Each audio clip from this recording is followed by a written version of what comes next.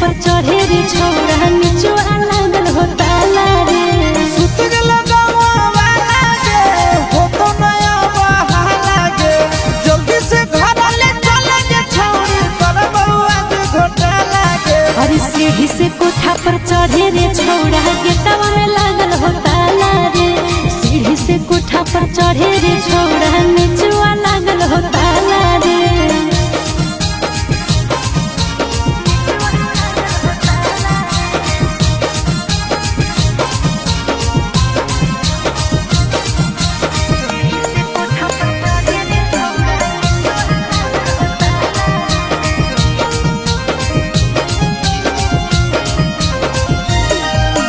सुतल हो मैया के जागल हो छौड़ी चुमा लियल मन पागल हो छौड़ी।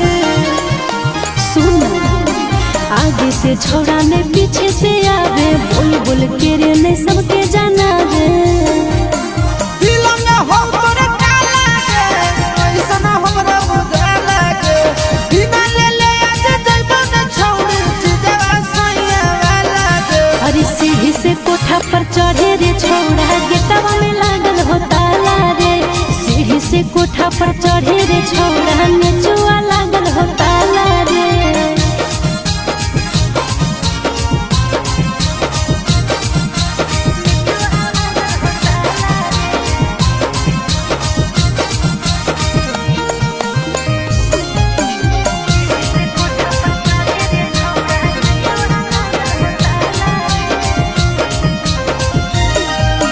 कैसे के ऊपर आयो दू ताला पर देख ले तो कोई कह दे तो हल्ला कर।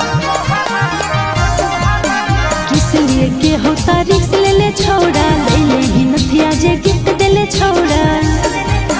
बोलो तोरा चिट्टू राजा गे खोले जल्दी दादा राजा गे जैतो नया जाया सिस तोरा ले ले बिना मजा गे। अरे सीढ़ी से कोठा पर चढ़े रे छौड़ा गेटवा में लागल हो ताला रे।